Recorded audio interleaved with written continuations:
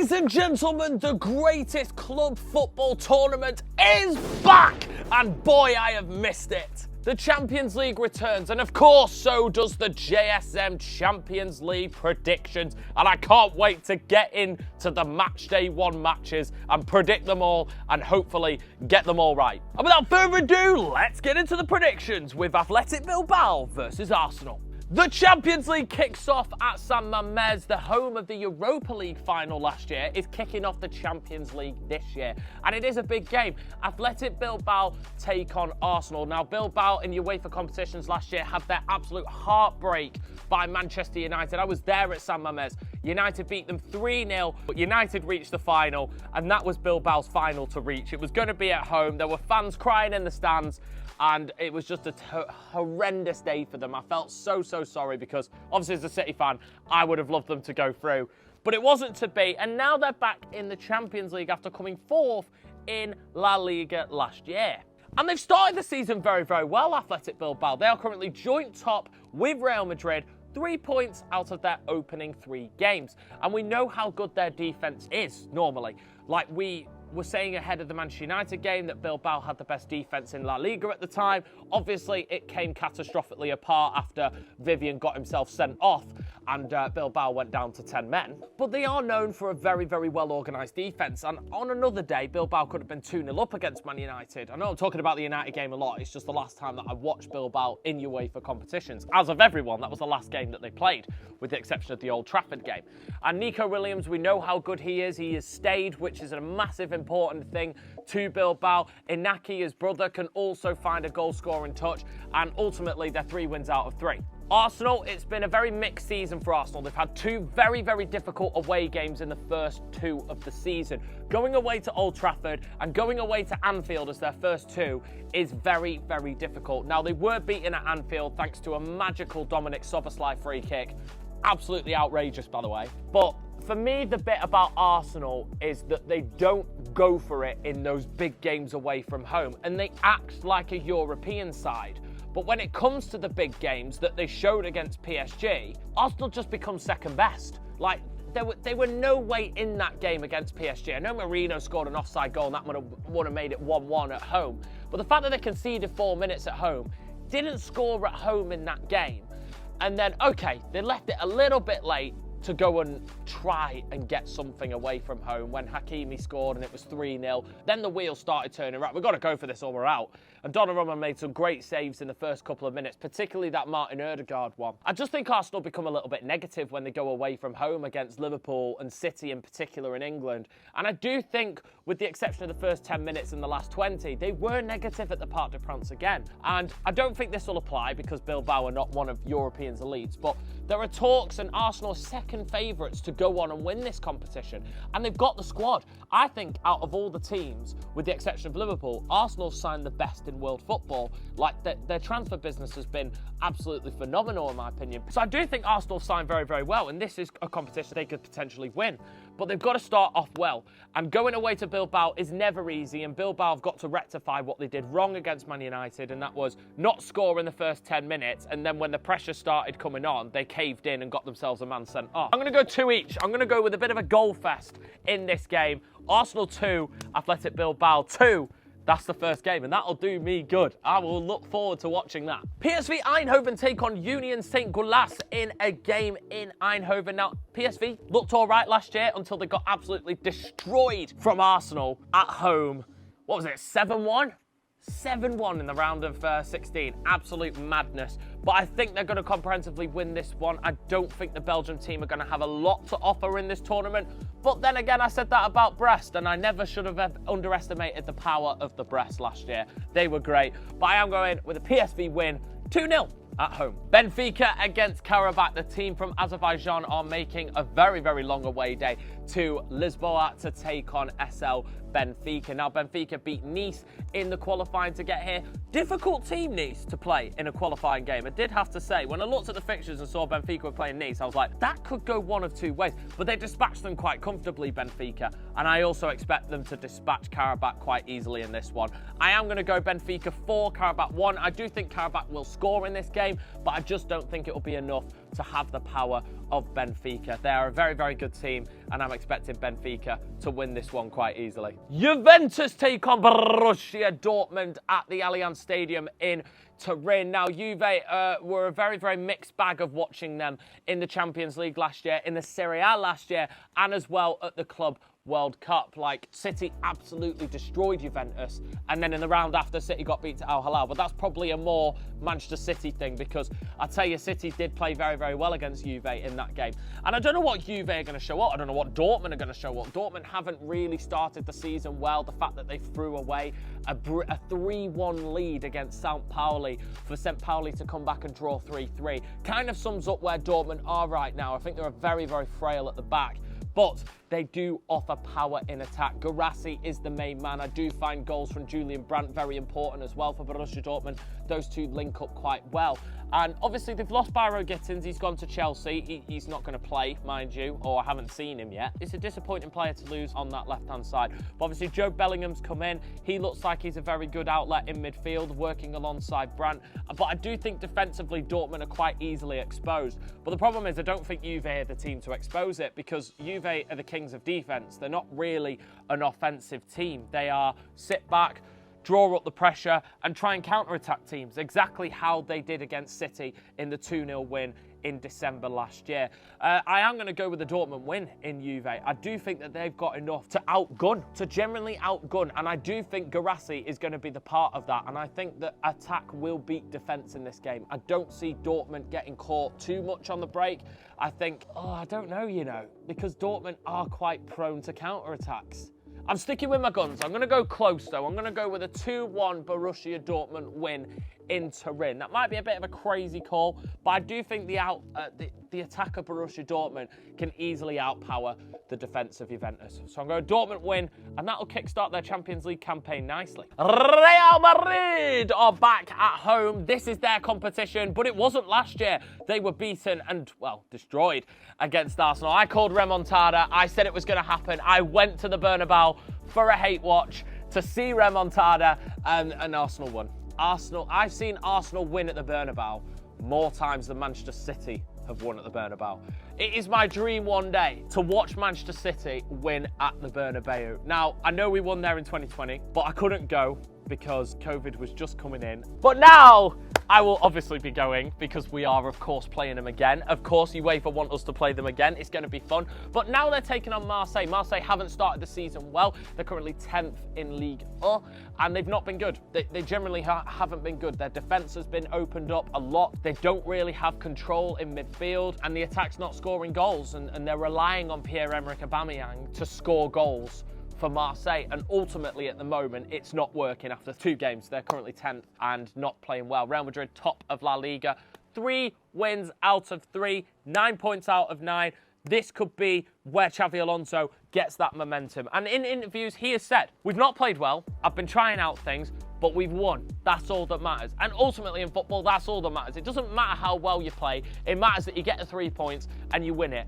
And the fact that Real Madrid are top of the league at the moment will do absolute wonders for the confidence of the players and Xavi Alonso. Now, will Rodrigo play? I am devastated as a Manchester City fan that we did not sign Rodrigo. The fact that we valued Savinho 75 million, we got an offer for 70, we could have got Rodrigo for 80, 10 million net difference to upgrade from Savinho to Rodrigo.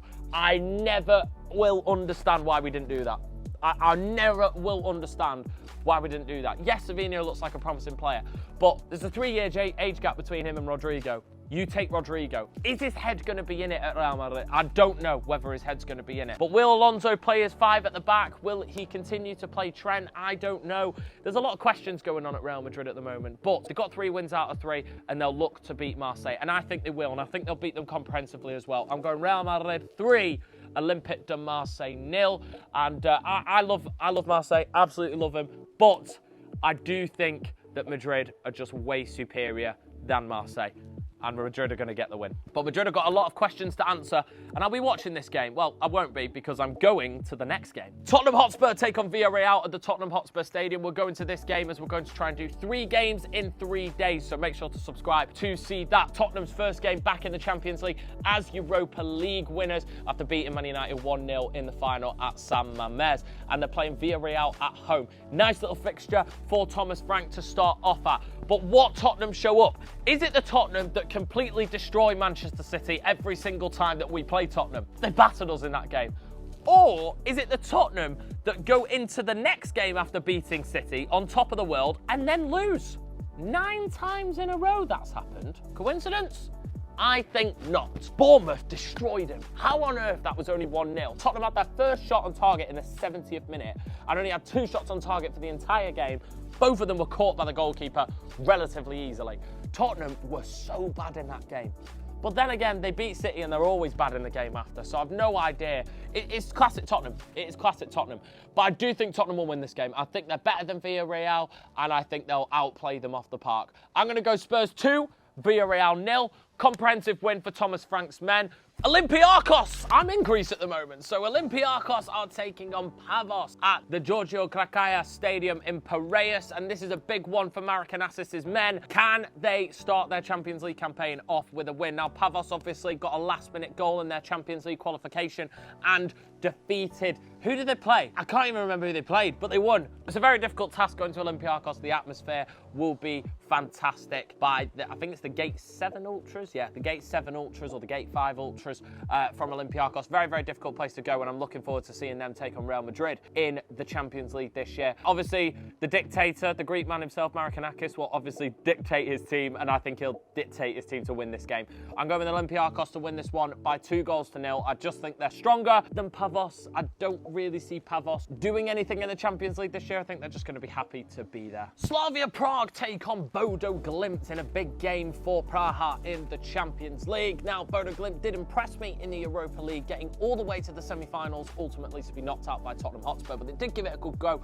They lost 2-1 away and then 2-0 at home, I believe, and it finished Tottenham obviously going to the final, winning 4-1, and they qualified for the Champions League through the playoffs. They smashed up the playoffs, to be fair to them. I'm quite pleased. Now, City played them away, and Tottenham also go to Bodo Glimt, which is going to be a crazy away game. I don't think I'm going to go to that one, which is because there's some other games on at the same time. But in terms of this game, I do think Praha will need to win this game, but I can see a draw in this one. I think Bodo Glimt are not as bad as everybody makes out to be, and they could be the little dark horse. They could be the little team like Brest that do really well. So I'm going to go with a draw. I'm going to go 1-1 in this one. I do think that Bodo Glimt are not bad, and Slavia Praha are at home. Good atmosphere. They'll try and win the game. And obviously the lack of away fans is going to be instrumental over the course of the games. Like, you need your away fans to back you, and Bodo Glimt is going to be such an incredible journey to travel from Glimt to anywhere, or from Bode to anywhere, because it's so far away. It's like Norway, Oslo, and then all the way at the top, you've got Bodo Glimt. So yeah, that is going to be a crazy away game for anybody going up there and for them coming down. And therefore, I do think they are going to struggle away from home a little bit, but I think the team has got enough to be able to get a result in Praha. 1-1. Ajax Inter. Now this could be good. This could be tasty, guys. Ajax versus Inter. Now Ajax obviously threw away the league last year. Literally threw it away. Had it won, and somehow PSV won it. I've no idea how. They're the architects of their own downfall. They should have had that title wrapped, but they still came second, and they're still in the Champions League, and they bring with them some of the best atmosphere in the world at Amsterdam Arena, at Johan Cruyff Arena, apologies, and away from home as well. And I can't wait, because I'm going to watch Marseille versus Ajax in the next round. I just hope, please, French officials, allow Ajax fans to travel, because there's a bit of a rivalry between those two. Please let them travel. Don't ban them, because it will make an unbelievable game if you let them come. It will be absolutely crazy, the atmosphere. But yeah, they've got Inter Milan at home, and Inter, obviously, the last game that I watched them in was that absolutely shambolic, disgraceful Champions League performance, as good as Paris Saint-Germain were. To lose 5-0 in a Champions League final is utterly disgraceful. And for me, Inzaghi was right to get sacked. 100% right to get sacked. The problem is with Inter, they're still playing the same formation. They're still playing the similar way. It's just under a new coach. I don't think anything's changed at Inter. And that game against Barcelona really surprised me because from minute 1 in that semi-final, they scored. And I went, hang on, Inter are cooking here. Then they scored again. Then they parked the bus. Then they scored again. Then they parked the bus. 3-3, go into the game. It was goal, park the bus, concede, have to go for it. Goal, park the bus, concede, have to go for it. And then, quite literally, the Rafinha goal, Barca were in the final, 2 minutes to go. They have to go for it, they get it, and then they park the bus the whole of extra time. Fratesi score. It was great to watch that game. Can they do it over the course of this Champions League? No. They cannot get away with just playing anybody half remote, half decent, parking the bus, and then going for it when they need to. Because they've got the capability and the attacking power to be able to score when they want. Why don't they use that? Why don't they play good football? I don't know. I just don't know. Honestly, if I was an Inter fan, I'd be embarrassed after that Champions League final personally. But they got to a Champions League final, I guess. But they are so far away from winning it, it's unbelievable. And I think the inexperience of Barcelona cost them. And if Barcelona had that experience, which they've got now a year later on, then they would have won that and we would have got a PSG Barcelona final. But Inter it was. This has got a draw written all over it, or an Ajax win. I don't see Inter going there winning. If so, it'd be 1-0. Classic Inter Milan scoreline. I am going to go Ajax 1, Inter 1. I'm going to go with a boring score draw. That's what I'm going for. This could easily finish 2-0 to Ajax. I don't see Ajax scoring more than 2. I don't see Inter conceding more than 2. But I don't see Inter scoring more than 1 whatsoever. And I do think Thuram will be the player to get the goal, if anybody. And obviously they were eliminated out of the Club World Cup to somebody that they just shouldn't have gone out to. They should not have gone out of that Club World Cup in the way that they did. I think it was Monterrey that eliminated them from Mexico. Sergio Ramos' Monterrey. And then they played Dortmund, and obviously Dortmund won. For me, Inter are not good, and they've got a lot of improving to do this year. 1-1, score draw, but this could be an Ajax win. Or Bayern Munich. Bayern Munich play Chelsea. Oh, yes, I'm rubbing my hands at this. The Club World Cup champions go to Bavaria to take on Bayern München. What a game this is going to be. Vincent Kompany's Bayern against Enzo Maresca's Chelsea. Two prodigies of Pep Guardiola are now locking horns in one of the biggest games of this night on the Champions League. This is Wednesday night's fixtures. I cannot wait to watch this game, even though I'm going to have to record it on my Skybox and watch it after I attend Liverpool versus Atletico Madrid, which we'll get onto next. But Bayern Munich Chelsea, I can't see which way this is going to go. Bayern Munich can't keep the ball out of their own net. Their defence is not good. I don't rate Kim Min-jae. I don't rate Dayot Upamecano. I just think their fullbacks, Alphonso Davies has lost a bit of pace, has lost a bit of athleticism. They haven't got a right back. Konrad Laimer's probably going to have to fill in at right back. I do think the Bayern defence is weak and vulnerable, and I do think Chelsea's front three can get at that. And on their day, Chelsea's front three can cook anyone. They cut the European champions PSG in half at MetLife Stadium. And for me, they're going to win. I think they're going to go there and win. I genuinely do think Chelsea are going to win this game. Pedro Neto, Cole Palmer and João Pedro are going to cook Bayern's defence. Yes, Bayern's attack is good. It's very good. Luis Diaz coming into that attack. Harry Kane is very capable of scoring goals against Chelsea, as we well know. But you can't take the Tottenham out of Kane. And Chelsea always beat Tottenham. I'm going to go with a Chelsea win. I'm going to go with Chelsea winning this one by 2-1. I think that is a crazy shout, a crazy prediction.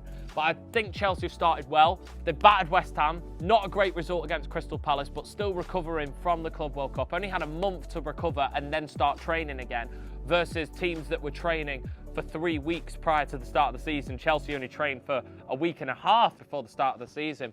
So for me, it's a big one, this one. And I do think that Bayern, questions will be asked of them if they can't get a result in this game. But I think Chelsea are well and truly good enough to go to Germany, to go to the Allianz Arena and win. Just like they did in that Champions League final in 2012 with Drogba winning it on the last penalty after equalising in normal time. Bayern have got vengeance against Chelsea. They need to respond from that. I don't think the teams have played each other in Germany since the final in 2012. I could be wrong on that, but I don't really recall them playing, because Chelsea have been in and out of competitions. They crashed out in the group stages the following year, and then went on to win the Europa League in Amsterdam against Benfica.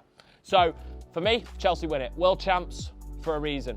They win 2-1. You've heard it here first. Liverpool take on Atletico de Madrid, and I am going to this game, and I am looking forward to it. And I'm actually going to be sitting with the Atletico Madrid fans. I'm going to be in the away section, which is going to be cool. So make sure to like and subscribe to see that vlog and videos come out first. You want to see them, you got to subscribe. That is what you got to do. But yeah, this is going to be a very, very good game. Liverpool obviously got Isak over the line, and this should be his first European Champions League match for Liverpool. Ekitike's been playing well. I mean, Szoboszlai with that ridiculous free kick. Liverpool 9 wins, 9 points out of 9, 3 wins out of 3. Not been playing great, but they've got results, and that's what champions do. I've seen a lot of criticism on Liverpool in the first 3 games, but they've won all 3. That's what you've got to do. They didn't play well against Newcastle. They were a man up. They didn't play well at all. They should have got beat in that game. And people going, Liverpool, lucky. No, champion mentality. That's what Liverpool have. And that's what you can't buy, and that's what Liverpool have got. They found a way to win when the going was tough. The tough get going, and Liverpool won it. That's what you got to do. The young lad took his chance superbly. That game against Arsenal was a snooze fest, but an absolute magical Szoboszlai goal was the difference. Champions find a way to win. That's the difference between Liverpool and Arsenal. The champions found a way to win in a game that was difficult. That's what they do. And I see them doing it again in this game. But the problem is, who remembers the last time that Atletico de Madrid went to Anfield? I do. They were 1-0 up, Salniguez goal, at home, finish 1-0. Classic Simeone, go 1-0 up, part the bus. I don't agree with Simeone's tactics at all, but he's a character, isn't he? Let's just say that. Salniguez puts them 1-0 up. Roberto Firmino equalises onside 40 minutes. Game goes to extra time. Up steps Llorente, makes a name for himself. Not 1, but 2 goals in extra time. Absolutely fantastic. 2 brilliant strikes as well. Morata wraps it up. Atletico de Madrid win 3-1 away at Anfield and go through 4-1 on aggregate. Now, I disagree with Simeone's tactics. I think they should have knocked out Real Madrid in normal time. Shouldn't have even gone to extra time and penalties in the game at Metropolitano. They should have had that one and done, especially after scoring after 50 seconds. But they did that with Liverpool in 2020. And they scored after 6 minutes and then didn't really want to score anymore at home. But Atletico are an animal when it comes to playing away. An absolute animal. I know they were knocked out to Borussia Dortmund 2 years ago, and obviously they got a great result at the Bernabeu, Alvarez screamer. But this is a difficult game for Atletico Madrid, and a difficult game that I expect them to take to Liverpool. Liverpool have way too much quality over Atletico Madrid, but if it was anyone else, and if it was anyone else, I'd say Liverpool are going to win. But Atletico Madrid is different. They've got a bit of a hoodoo against Atletico Madrid-Liverpool. And I think Liverpool are going to stumble. And I think Atletico Madrid are going to get something. I'm going to go with a standard Simeone 1-1 draw. I think Isak will score, make the headlines, and then Liverpool will fail to score a second goal. Atletico will hit them on the break and then park that bus in front of the Kop. They will not let anything through. Liverpool may win it in the last minute, spirit of champions. And Liverpool are the favourites to go and win this competition. But I think Atletico Madrid are going to hang out and get something in this game. 1-1 draw is my prediction. Paris Saint-Germain, the champions of Europe, are back at the Parc des Princes and they're welcoming Atalanta. I'm going to rattle through this game because I think it's going to be a very, very straightforward PSG win. Obviously, weren't convincing in the Super Cup. Lost the Club World Cup final. Is there a bit of vulnerability in that PSG team? But yet again, they won the Super Cup after bouncing back from a disappointing defeat against Chelsea in the Club World Cup final, in which they got cooked that game. But if Doué would have scored that pretty much a tap-in, I think that game would have been a lot different. And wouldn't have allowed Maresca to use the tactics that he wanted to use and ultimately worked against PSG. I'm going with a win for PSG quite convincingly. 3-1. I don't think Atalanta are as bad as everybody says they are. I do think they're going to be round about the knockoff playoff round. They were nearly in the top 8, to be fair to them, last year, and they came 9th, ultimately to be eliminated quite early on in the knockout playoff round. But I do think Lookman might put one into the back of the net for Atlanta. But I'm going with a PSG win by 3-1. Brugge! Take on Monaco in Brussels. I love Brugge, man. I don't, but I do. Brugge are good. But Rangers suck. They suck. And we'll come on to Celtic as well. Don't worry. We've got to get to the team in Kazakhstan. Brugge beat Rangers. What was it? Did they get 10 in the end? I think it was. I think they got 10. I genuinely think that they got 10. Brugge are great. But Rangers fans, if you live in England like I do, the Scottish fans go, oh yeah, if Rangers and Celtic are in the Premier League, they come 4th and 5th. We're unbelievable. They are a good team. They very much impressed me at the Etihad last year in a 3-1 defeat, but they went 1-0 up. They had us by the scruff of the neck at home. Wasn't that very difficult last year. We sucked, and we still suck this year. But they still had us by the scruff of the neck, and I do expect Brugge to potentially do bits in the Champions League and potentially push the knockout playoff round, and anything's possible. Monaco are good. It's the return of Pogba. Dabbing in 2025. I'm still cool. Pogba is here. Monaco are always there or thereabouts. It's good to see them back into the Champions League this year. Looking forward to seeing them play and go to the City game in Monte Carlo. And I do think this has got a draw written all over it. I can't really say one team is better than the other. I would shade Brugge if I had to pick one based on home advantage, but I can predict draws, and that's exactly what I'll do. But I'm going with a score draw. I'm going with 2-2. I think there'll be goals in this game, and I think I can see Pogba scoring. I really can see Pogba scoring. I do like the Brugge attack. I think Wimmer in the midfield is an extraordinarily good player, even at his age now. Captain fantastic, lead by example, and that's what he does. So, yeah, I can see a draw in this one. Copenhagen are back in the Champions League. I'm pleased for that. I like Copenhagen. Great city. If you haven't been, go. But take a credit card. It's expensive.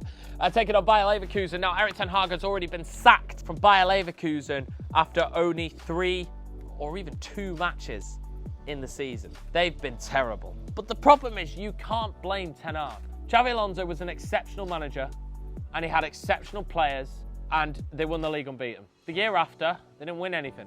It was always going to be a decline for Leverkusen because, in my opinion, that is one of the greatest achievements in Bundesliga history. Yes, Bayern have won 10 in a row. What a surprise. But the fact that it came out of nothing, the fact that Leverkusen won the league for starters, and then went unbeaten, was just absolutely phenomenal. Absolutely phenomenal. Unbelievable. I've never seen anything like it. The only game that they lost I went to was the game against Atalanta in the Europa League final. But I think it's a very harsh sacking on Erik ten Hag. They've lost Nkapie. We're going to go position by position. They've lost Nkapie. They've lost Frimpong. They've lost Jonathan Tah. They've lost 3 of the back 4. The only player that they kept is Grimaldo. The rest of them they've lost. That's crazy. Tah's gone to Bayern. Nkapie's gone to Arsenal. Frimpong's gone to Liverpool. Let's go through the midfield. Wirtz, their best player, gone. Boniface, gone. Like, he's lost 6 of his starting 11. What more do you want from him? I think the sacking was very harsh. Very harsh. They probably looked at it and gone, we've appointed the wrong manager. He sucks. Oh, he's not that bad. He got results at Ajax. He should have won the Champions League at Ajax. Feel bad for ten Hag, but I do feel bad for him, but I don't feel too bad for him because he's going to get one hell of a fat paycheck in the post. But I think Copenhagen are going to win. I think Leverkusen are absolutely all over the place, and they'll continue to be all over the place. They've lost all their best players. They haven't signed. Echeverri is going to do well. I'm disappointed that we loaned him out, especially with all the injuries that we're picking up. I think he would have done very well for City. Scored an outrageous free kick against Al Ain in the Club World Cup. I think he's going to do well, but ultimately it's not Florian Wirtz. I will never talk about Echeverri being as good as Florian Wirtz because it's not going to happen. He may one day, but Florian Wirtz is one of the best German youngsters alongside Musiala on the planet. Leverkusen get beat, and get beat easily. 3-1 Copenhagen. I think Copenhagen are a good team, well-organised team. A lot of Danish in there, very, very good at home. Atmosphere is fantastic at Parken. 12th man will be well and truly behind him, and Leverkusen are in turmoil. And I think it'll be a comprehensive victory for Copenhagen. 3-1 at Parken. Eintracht Frankfurt take on Galatasaray. Frankfurt, in my opinion, are the only team that are going to potentially match Bayern Munich. I don't think anybody's going to match Bayern Munich this year, but if it could be anybody, it could be Eintracht Frankfurt. But they've lost Mamouche to City in January. They've lost Ekatike to Liverpool in the summer.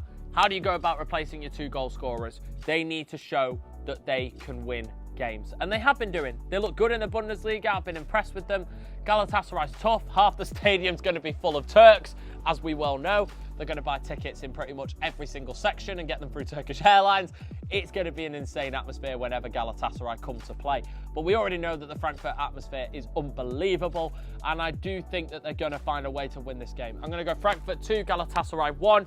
If you are not watching City Napoli or Newcastle Barcelona, which are the next 2 games we're going to get into, watch this game. It's going to be good. City versus Napoli. We are back in the Champions League. Just thank goodness me that we qualified. I thought we were going to get a sticky end to the season, but we found a way. Huge goal from Nunes against Aston Villa has ultimately qualified us into the Champions League, and we came third. Terrible season for City last year, and we've started off in exactly the same way. They gave us false hope against Wolverhampton Wanderers. Rendes had an absolute masterclass. Haaland scored 2 goals. Cherki fired 1 in. We absolutely destroyed Wolves and well and truly looked like we were back, especially at the Club World Cup as well. Battered Al Ain 6-1 after a shaky performance in the opening one against Wydad. Beat Juventus. We destroyed Juventus. We scored 5 goals against Juventus. That was when I was like, yo, City are back. We're going to win this Club World Cup. Then we get beat to Al Hilal. Now we're getting beat to Tottenham. No surprise by that. Brighton away was terrible. That is up there with one of the worst second halves I've ever seen from a Manchester City team. It was outrageous how bad it was in that second half. But as a City fan, I'm a believer, and I believe that we just suck in cup tournaments, don't we? City always have one bad game in a cup game, and that costs us always. Look at the Champions League over the course of the years. Lyon, Monaco, Liverpool, Tottenham. Last year, we've been out to Real Madrid the last 2 years, and last year Real Madrid were terrible and got slapped up by Arsenal, and they slapped us. So this is going to be a really interesting season for City in the Champions League, because out of all the we're not going to win the league. We're not. Out of all the competition, this is the one that I potentially could see City winning. And this is the competition, obviously, that I always want to win. I will always say Champions League over Premier League. It's just personal opinion of mine. It's what I've grown up loving, the Champions League. And this is a really difficult way to start. Really difficult way. The big headline is Kevin De Bruyne is coming back to the Etihad. My ginger brother is coming home! I can't wait to see him! I can't wait to see him. He's in a sky blue shirt at least, but it's just not a City one. It's a Napoli one. It's going to be really weird to see that. Really, really weird. But yeah, I am really looking forward to seeing my ginger brother come home. Can't wait for the game. Genuinely so excited to see the Serie A champs, Napoli. Conte is coming to the Etihad. We're going to see players that have been performing so well, like Scott McTominay and Romelu Lukaku. Players that have just been sensational after leaving Man United are coming to the Etihad. I can't wait for this game. I genuinely can't, and I can't call it. They're Serie A champions for a reason. They're going to play defensive football because we're playing against Antonio Conte's side. But Kevin De Bruyne has started the season well. He's scored his first goal for Napoli. How many times have I seen that over the years? He whips in a beauty of a free kick and it just goes all the way in. He's just an absolute ginger genius. He's like me. I'm a ginger genius on YouTube. He's a ginger genius in football. It just, it is what it is. Napoli have started well, 6 points out of 6. Can't complain. They're a great side. Won the Serie A last year after going head-to-head with Inter. I can't believe Inter didn't win it last year, but I was really happy for Napoli to win it. Like, I wanted them to win it out of everybody, and they did. So, yeah, very, very, very tough game this is going to be. I find a way that City get a result. The last time that we played Napoli was in the Champions League group stages. We beat them 2-1 at home. Goals from Raheem Sterling. Of course, Raheem Sterling scored. And then Driesma in penalty, and then City took the lead and won 2-1. Aguero got his famous record goal in Napoli. Jorginho scored a penalty, and then City went on to win by 4-1 in Naples. What a statement win that was. Ultimately, to crash out against Liverpool. Just not good, man. I'm going to go the same scoreline the last time that we played Napoli at the Etihad. I'm going to go Manchester City 2, Napoli 1. I think this is going to be a great game. I think Kevin De Bruyne is going to get an assist. I think Scott McTominay is going to score the goal for Napoli. But I think City will have goals from Erling Haaland, both of them, and hang on and win 2-1. But the thing is, I think Napoli could easily beat City, but the way that they play will not expose City.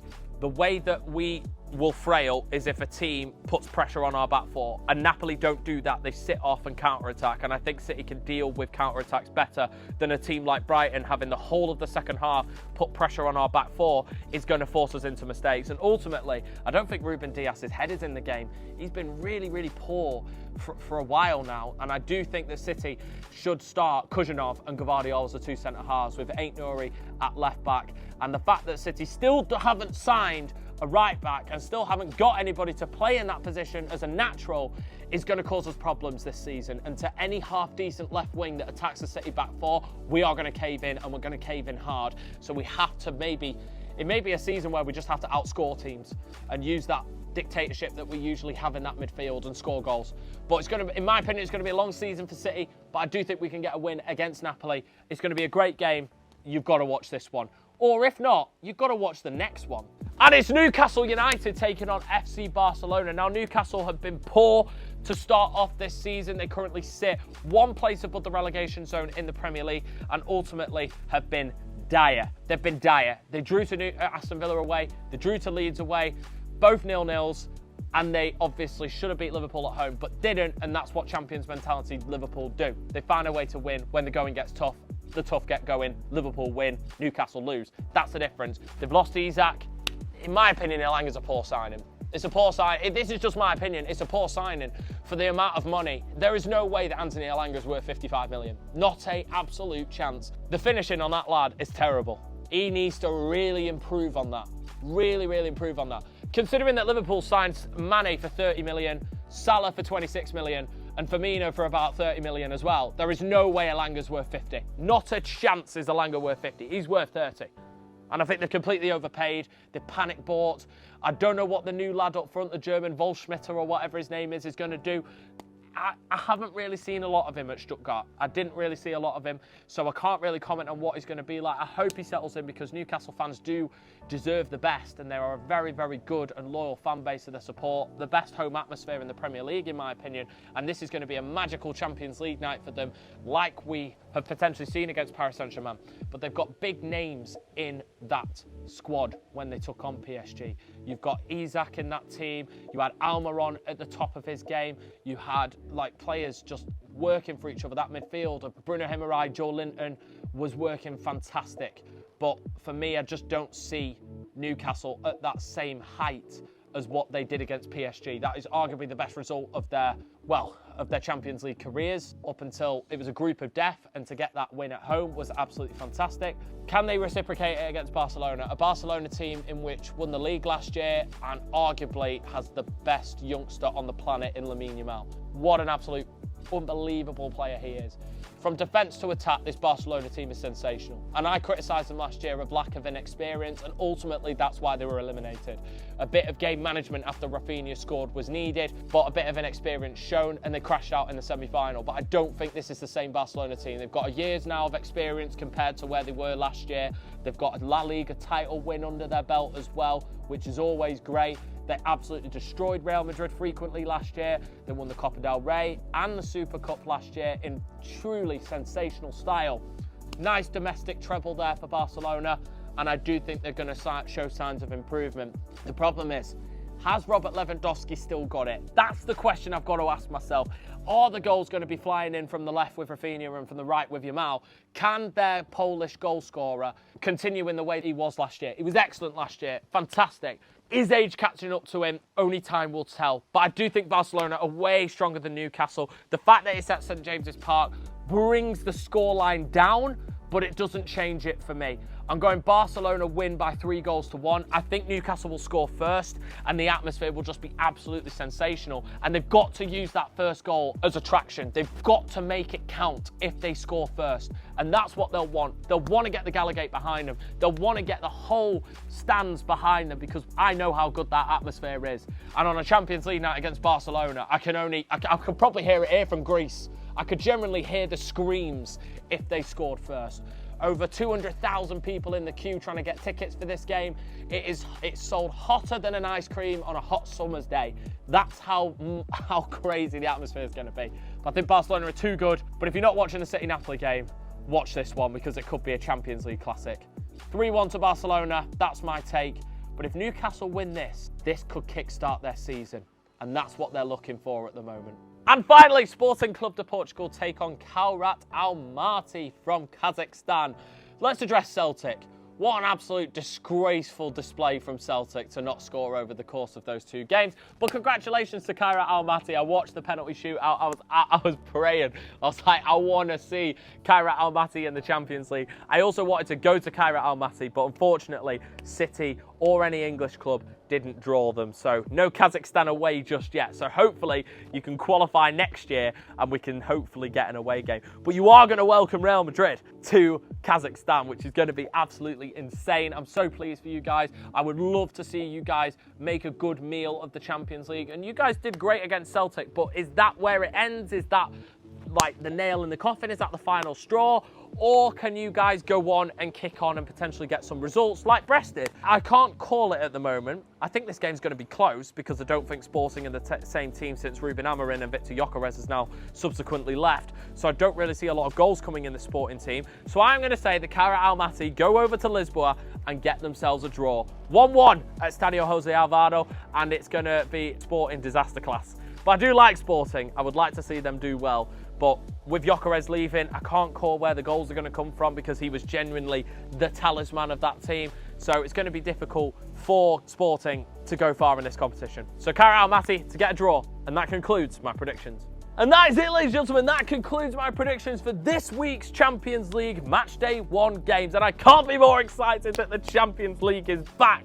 Make sure to like the video if you have enjoyed and subscribe down below for my Champions League adventures. There is a video every single day this week. You guys shouldn't be more excited. Today, we've got the predictions. Tuesday, Tottenham Villarreal. Wednesday, Liverpool Atletico Madrid. Thursday, Man City versus Napoli. And Friday, the start of the brand new series this week in the Champions League, where I'll be going over this week's winners and losers, the top players of the week, the goals of the week, you name it, we're going to go over it, all Champions League related. So make sure to subscribe to not miss any of that content and comment down below your score predictions for this week's games. Can Newcastle beat Barcelona at an electric St James's Park? Will Kevin De Bruyne silence the Etihad Stadium on his return to play Manchester City? Will Liverpool be beaten again at Anfield by Atletico Madrid? Can we see another Simeone masterclass? Will champions Chelsea go to Bavaria and silence Bayern Munich and Vincent Kompany? What a week we're in for! The Champions League is back, and I'll see you guys at Spurs.